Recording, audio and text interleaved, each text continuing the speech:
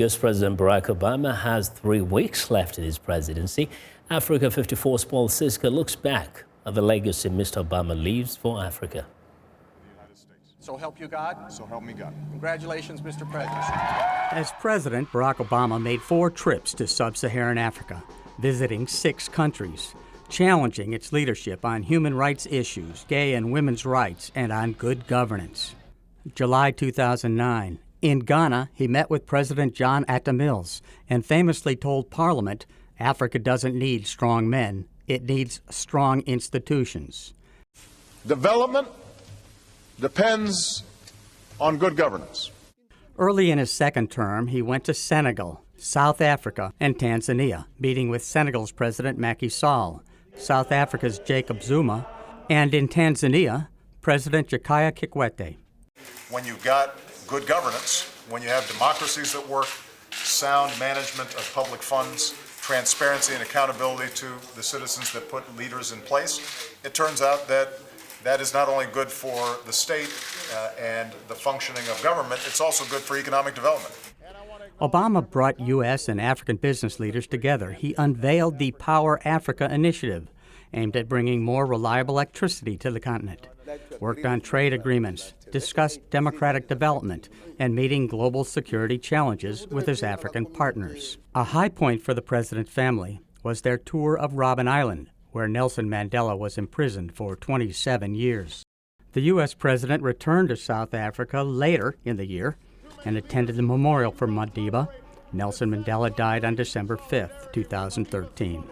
He changed laws, but he also changed hearts. July 2015, President Obama made a long-anticipated visit to Kenya, his father's birthplace. He met with President Uhuru Kenyatta and spoke to young people at the Global Entrepreneurial Conference. He next addressed the African Union in Addis Ababa, Ethiopia, the first U.S. president to do so. And I'm convinced that nations cannot realize the full promise of independence until they fully protect the rights of their people.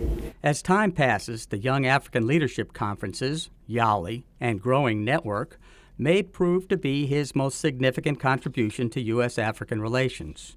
Or the Power Africa Initiative, electrifying more of what was once called the Dark Continent. The U.S.-African Leaders Summit and public-private trade agreements reached in Washington and business relationships forged with partners on the continent. Or, under his watch, bipartisan renewal of the African Growth and Opportunities Act, reducing tariffs on U.S. and African imports. On democracy building, the Obama legacy is mixed, or perhaps it's just too early to judge. U.S. support helped bring about the first democratic transfer of power in Nigeria, Africa's most populous nation. Contrast that with South Sudan. Despite a hard-brokered comprehensive peace accord, many consider the world's youngest democratic nation a failed state.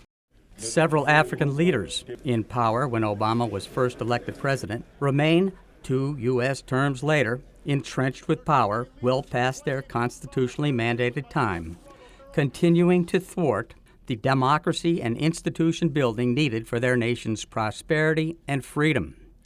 What Obama has done while in office is help shift the view of a purely troubled Africa to what it is, a continent of many nations, each vital to the security and prosperity of the United States and the world.